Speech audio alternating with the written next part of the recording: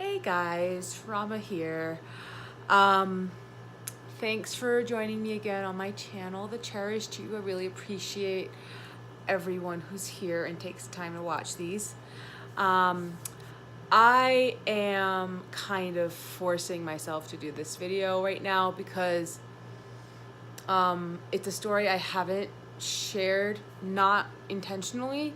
It's just something that I didn't see the connection for the longest time and it turns out it's the linchpin to a lot of the things that I talk about, and I also realized it was a disservice to you guys to not share my story as to how and why I'm here, why do I do what I do, and how do I do it, and how do I know what I know, and all that other fun stuff.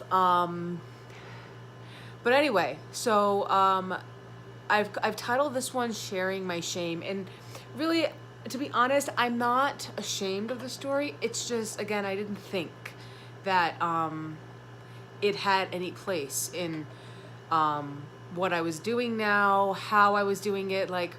But it turns out that it is the reason that this company exists is because of this story, of this portion of my life, and how sometimes what you think are the worst decisions you've ever made are probably the best ones because you had to learn your thing. Whatever your lesson is, you had to learn that. And sometimes our souls will choose a path that is super hard, but it's kind of like when you're done, you graduate like 3 or 4 levels instead of just 1. For some of us who are like, for some of us who are fast tracking or healing, that can happen. And I always joke, but it turns out to be it's funny because it's true kind of deal. Is that I'm all or nothing. I kind of like bounce between those two things. I'm supposed to be balanced, but I tend to shift between doing all the things and then to doing nothing. So when I made the decision to heal my crap, it turns out that the universe put me in a situation where I was going to heal all of it at once. And it's not a very fun, it's not a fun process. But at the end of the day, when you get out the other end, you look back and you realize it was all supposed to happen this way. So anyway, now that I've rambled on for a little while, my story is surprisingly common. I learned this when I actually started the Cherished You in its current form. So this would be back in June. No, probably closer to May of last year, and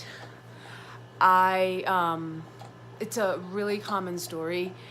It's so common, it's actually kind of sad, but at the same time, I think it kind of binds those of us who have been through this kind of similar story. It kind of binds us together. So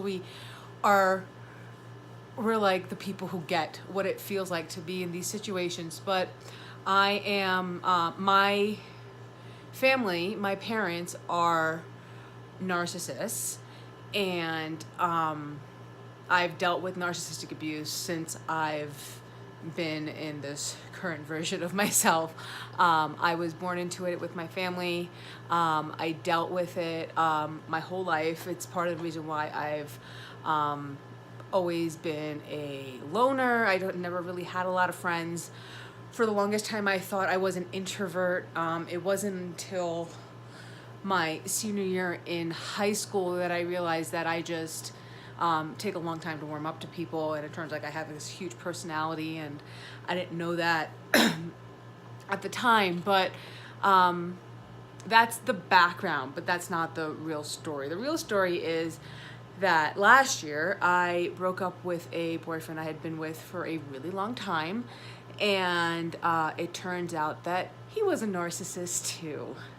And that's really the story that is unfortunately too common, but also it's kind of the tie that binds all of us. So it's what the common story is that kids, particularly women who are born to narcissistic parents, usually end up in at least one adult relationship with another narcissist. From the people that I've interviewed over the past few years, and a lot of the clients that I've had in my health coaching business, a lot of the people that I met as business friends and colleagues like that, the common thread between all of us was having this point in our history where we were in a relationship with someone who mimicked our parents, or at least mimicked the abuse we got from our parents, and we had to learn how to heal from that. Once we had to learn how to get out of it, and then we had to learn how to heal from that. And now the one thing I do want to preface all of this with is because there's a lot of dime store psychologists out on the internet now, particularly on social media. There's a lot of people who, because they have had a relationship with who I'm sure they believe is a narcissist, they've labeled all narcissists as bad people.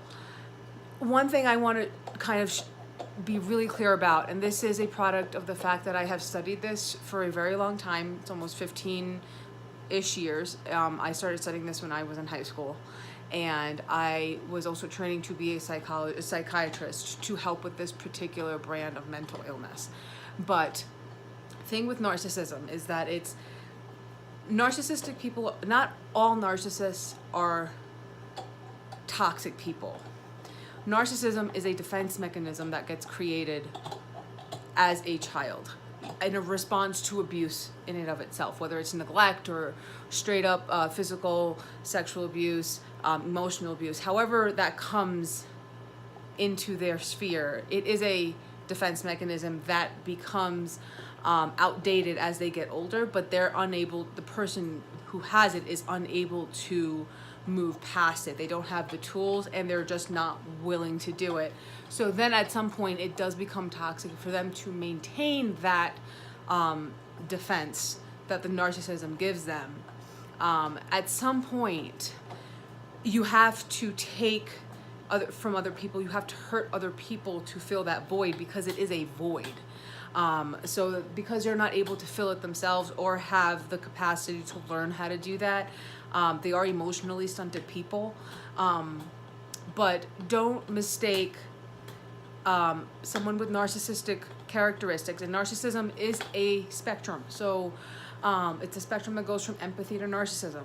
And there is malignant narcissism, which is a personality disorder.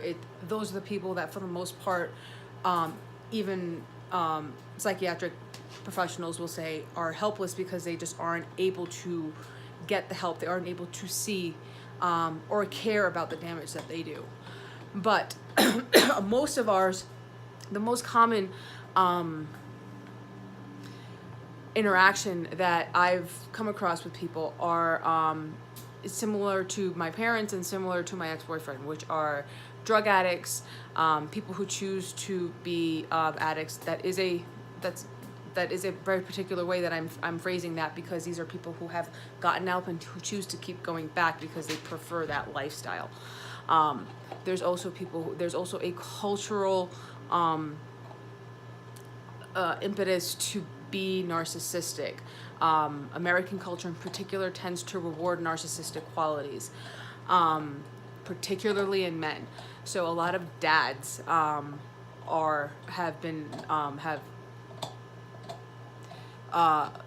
lot of dads put their kids through narcissistic abuse because they can't. It's like a work mode that can't get shifted. I particularly went through it with my mom. There is a surprisingly amount of moms who go through this, and it's written off as being a cultural thing. Like with South Asians, it's all moms are like that, and that's not the case. It's just our moms were like that, so we excuse it. We excuse the behavior, and also there's this very potent story narrative around mothers. So any criticism of your mom doesn't exactly get heard, which then perpetuates the effect of the abuse you get at home. So it's a cycle that it's really hard to get out of as a kid, and even as an adult, if you don't have access to the tools, to the resources, to someone who understands these diseases from a practical day-to-day interaction with it and not just a textbook learning of it. But a lot of us have had relationships with narcissists, whether it's in a work environment, a personal environment, or an intimate environment. It's actually surprisingly common, especially if you live or work in the United States. It's very common here. But as far as I was concerned, my ex-boyfriend exhibited a lot of the qualities.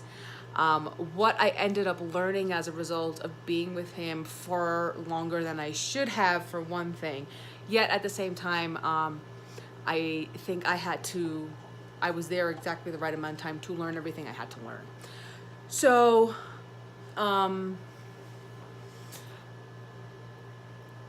I had inklings during this relationship. The first couple of years were fine. I remember feeling relatively bored. I am a talker. I was used to having lots of robust conversations with my friends and boyfriends, and I only had one other boyfriend before this last one, and we used to talk all the time. So it was weird that we just never talked. We also never fought, which was a nice change of pace compared to my first relationship, but it was still weird because I wasn't scared of fighting. I was tired of fighting, which is a different thing, but I think some fighting is good because at some point you have to defend something, and fights tend to fights are interesting. I always think that you get a lot of information out of fights if you know how to fight right. But in the beginning, we never used to fight, which was weird. We didn't really talk a lot. We didn't have a lot in common, even with each other. He was white, I was not, obviously. He was older than me, different backgrounds. The only similarity really that we have is that his father was a narcissist, and my mother, and to a certain degree my dad, but mostly my mom, and we had that, that troubled relationship with one parent. He was very good at getting sympathy. I am first to admit that I give sympathy. At the time, I used to give sympathy very easily. I thought that was the only way to connect with people. But he made it, he knew how to play the victim card without sounding like a victim. And I think that was something he enjoyed, why he kept me around for so long. And I do say that deliberately because I do believe he kept me around until he was done. And then when he kind of felt like he had done all the things he could possibly make me, he could get for me, he found somebody else and moved on. And that's been his pattern, and I didn't realize. I mean, I saw the pattern, but didn't realize my part in recreating that pattern for him until after it was done, after we had broken up. But it's interesting to look back, and I mean, because I've done so much of the work around it, I forget how hard it was to live with that, to constantly feel needy and inadequate because I had certain expectations of what I wanted in a relationship, and he would hear me out and then ignore me. And I don't take to being ignored very well. That's also a product of having dealt with this this kind of behavior as a kid, except in the opposite extreme. I was always in the spotlight as a kid, and I was always on display, and I was always on blast with my parents. If anything went wrong, it was always my fault, and it was very loud. This was the almost exact opposite, but it triggered the same response in me, which was this desire to be seen and to be heard and to be validated, because I did not yet know how to validate myself. So the first couple of years were fine. There was one point, then it was around, the first couple of years were fine. Again, like relatively boring, but I was coming out of a really intense long-term relationship before that point, and I was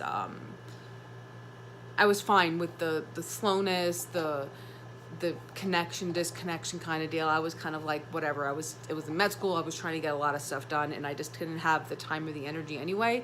So it was fine. I also was living in my own place for the first couple of years, so that was also really good. But at one point I remember, I moved into his apartment because of rent issues and trying to find a cheaper place in the city when you didn't have a full-time job yet. And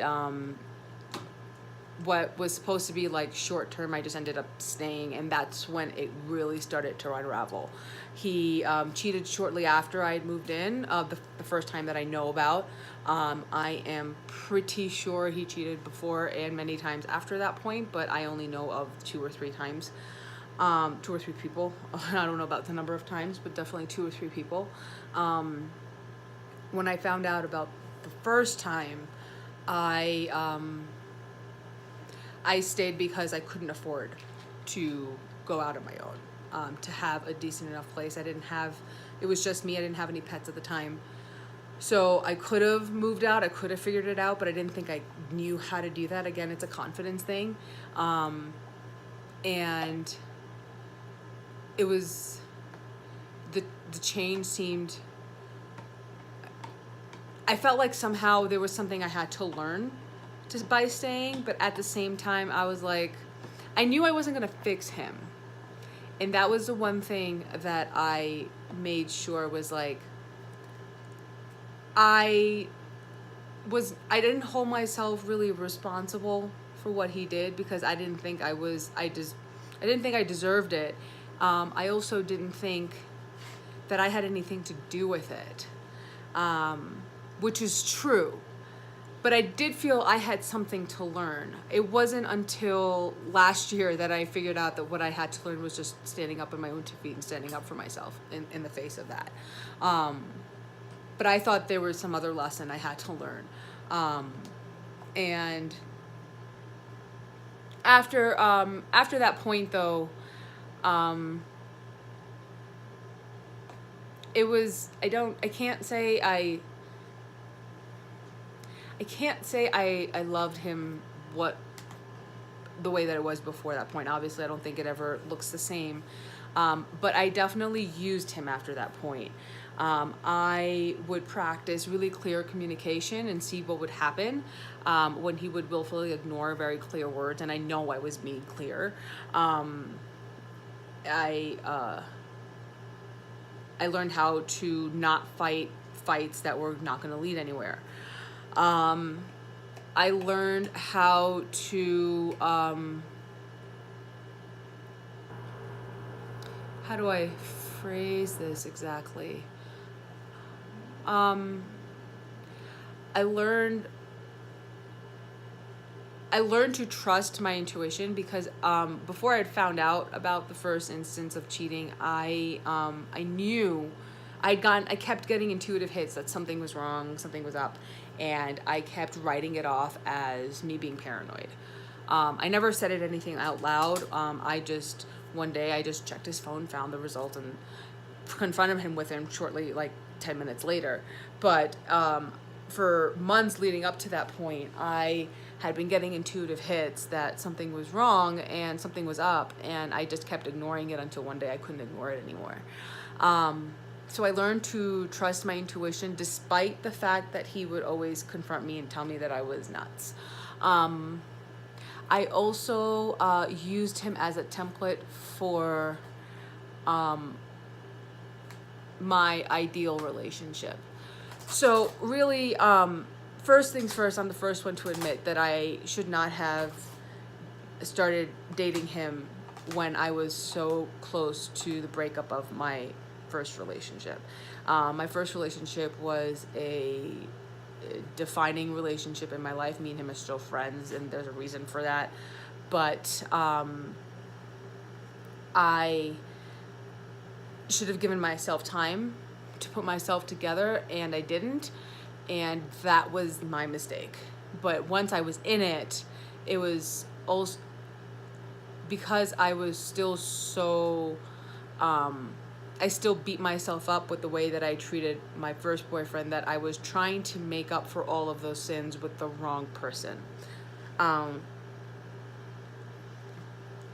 was trying to be everything that I thought I did wrong in my first relationship, I tried to fix with my second one, and it was the wrong person. He wasn't going to see it. He wasn't going to value it the way that I expected him to, because he was incapable of valuing it. But also, it was about, I had to learn that no one else can validate what my inner worth is. And I learned that by his invalidation, I learned how to validate myself. The one thing I will say is that not everyone is capable of doing this. I was in therapy right before I found out that he was cheating, because I was depressed during that time, and I thought it was because I hadn't made a decision about continuing what to do after medical school graduation, when really it was about this. And this is why it's really important to know what your energy is, and if you're picking up on other people's, and if you're internalizing other people. Okay, so my last video got cut off, but I'm gonna join these two together, and hopefully it's not gonna be too bad of a transition. What I don't remember where I was, so I'm just gonna try to keep going from where my head is right now. What I learned, the way that I did it, the way that I used, I didn't label him a narcissist until after we broke up. When I actually had the full-blown, all the information was when I made the final decision that I was like, okay, so this is, I've known all along who he was. I just didn't want to put the label on him, because the label in my head was, at the time, was like the worst possible thing you could do. By the time I did label him as that, I learned I didn't have that attachment to what labeling someone as a narcissist was, but it did give him it did give me the language to explain to someone else who he was in a nutshell. And the way that I did it, where I used his demeanor to heal my wounds, I healed a lot of my codependency. While I was with him, I learned to be really independent. I learned to not need his validation. I learned to be secure in who I was as a person and who I was as a nurturer. I think that for the first half of our relationship, I gave because I didn't think I knew how to give, and I overgave to him. And then in the second half, it was about learning how to maintain the nurturing tendency without sacrificing myself in the process, to really handle that feminine energy that I had actually rejected in myself for not even just the duration of my relationship with my ex-boyfriend, but just in my life in general, that I had never been allowed to embrace my femininity or my feminine energy just as a whole. And so, and because he didn't really care one way or the other, it was just about me appreciating me, and also using that as a source of power rather than a source of shame. Really, the only shame I really do have with this relationship, there's not a lot. A lot of it I've healed, and this is not even shame. It's not even shame. It's really just kind of like, it's really just like, did I really have to put myself through that kind of deal? What I learned from that is, I have the capacity to love someone who inherently doesn't know how to love anyone back. I learned that love is not dependent on being reciprocated. I can love you and you may never love me, but that does not diminish my love for you. I can still hold that within me. I also learned that I am a trial by fire person. So I have to actually learn by doing, and then we'll adjust as needed. And that was an important thing for me to know, because I felt that I was more of like I was very passive in my life while I was with him. Turns out I wasn't. I was just doing so much healing that I couldn't give at that time to anyone else but me. And trying to is what depleted me, and then all the results of that I had to deal with. But really, the real source of shame, really, that it's not shame. It's just like, I should have known better with this relationship, was that I grew up with parents who were like this. I knew what these characteristics were.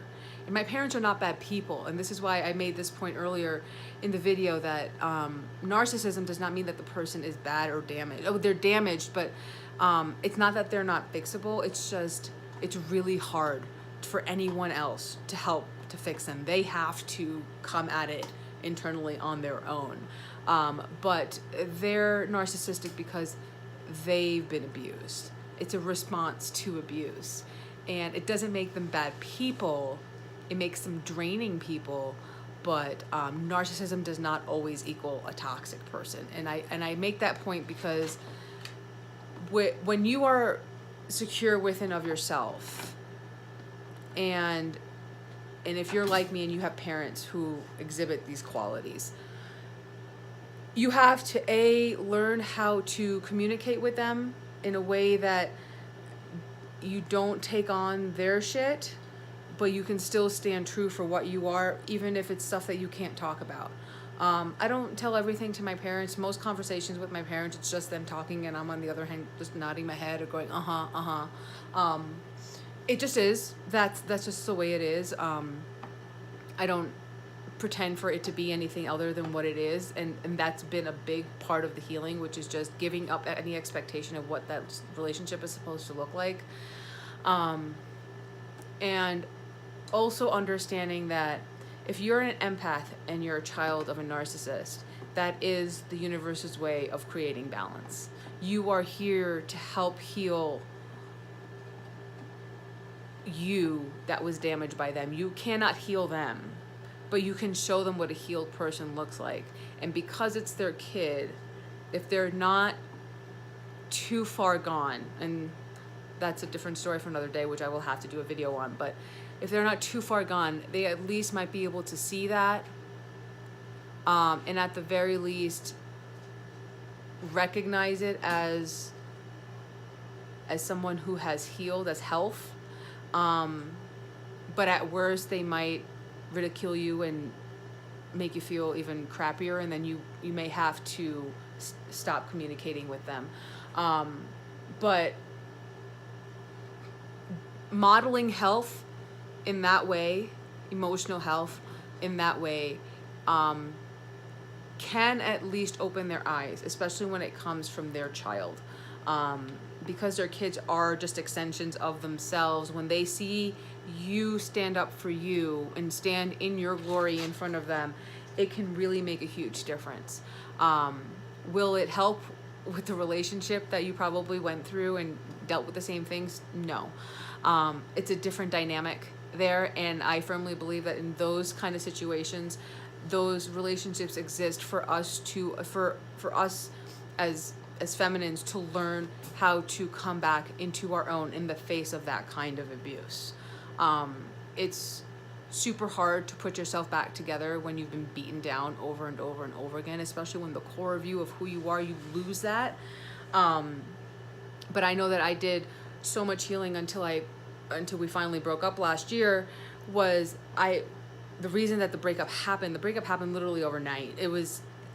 The circumstances around it were so serendipitous that you just knew that when as it was happening, I'm just like, the universe has set this up and is trying to see if I've learned my lessons. And I did. I was ready. I knew I could live on my own. I knew I had a place to go. I knew I could take care of myself. I knew I didn't need him. I knew that my lessons were done. From what I had to learn with him, it was all done. And I kicked him out. I would see him one more time when he tried to come back and talk to me.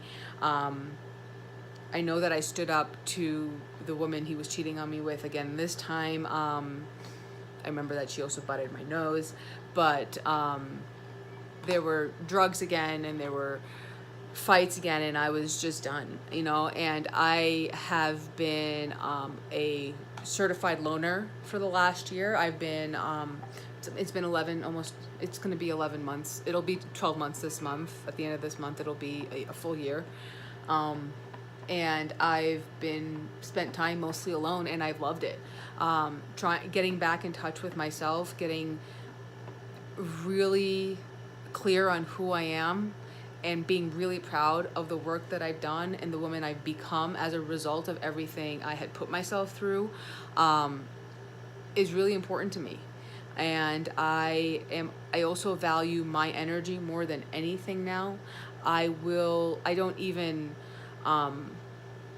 text people anymore who aren't, who I don't feel are deserving of my energy if it's not appropriate. Like, I don't have casual relationships anymore. I don't have many friends either, but I also know that time hasn't come yet. For me to have those kind of relationships. When it's time, they will happen, and I firmly believe that. Divine timing is divine timing, no matter what you do. And some things you have to just deal with, and your patience during that time is really the lesson you have to learn. And patience for me has always been an interesting. I sometimes have a lot of patience. I sometimes have none. But learning to be more balanced in that in and of myself has been a powerful lesson. But this whole story has really just been. This is a common story. This is not. It's not as uncommon as we think it is. We're not as isolated as we think we are. There are a lot of feminines whose parents were narcissists. We were severely and continue to be severely damaged by that, if we don't have a way of dealing with it. I'm just always amazed at how blessed I am to have been as protected as I've been and as guided as I've been. When I think that I had no idea what I was doing, I was always guided. So if you're a feminine and you're going through this and you feel lost, what I really want to tell you is that you have a connection to source, spirit, God, whatever you want to call it, the universe, angels, guides, whatever it is, whatever term works for you. You have a connection there that literally never goes away. And if nothing else, that connection, if you work with it and have a relationship with it, you will never be alone. And I may be alone physically, but I am spiritually never alone. I never have been. And my spirit team has always had my back since I was a baby. And that's why I got through my childhood. It's why when I did attempt suicide twice in my life, it didn't work. And I also know that I got pushed into situations, and I chose situations where I was going to do this work because this was the work that I was meant to do and meant to share. But if you still have some sort of feelings around an ex who treated you like this, a current relationship that treats you like this, parents who treat you like this, please comment below, because you don't need to carry that around with you. And there is a light at the end of this tunnel, I promise you. But if you've been through this and you're carrying around these wounds, you are here to help clear that. That is some of the oldest wounds that we carry, especially as feminines. We are here to clear all of that out and transmute it all. And we've gone through it because we can handle it. Please reach out. There's help that can help you. You do not have to live with these wounds, but you have to know how to help them heal. And that's really what my big message is. So I hope this story helped. If you guys have any questions, concerns, similar stories of your own, please share them in the comments below. Check out the written blog post that's also on my website. Follow me on IG, on Instagram. I post a lot more there than I do anywhere else. And if you want more guidance on this, feel free to sign up for my newsletter. The link will be below. I always I pack in a few extra things in there, and it's a lot easier to get a hold of me that way. All right. If not, you can always find me on IG and message me there. All right, guys. Thank you so much for watching. I will talk to you all soon, and I hope you guys all have a great week. Bye.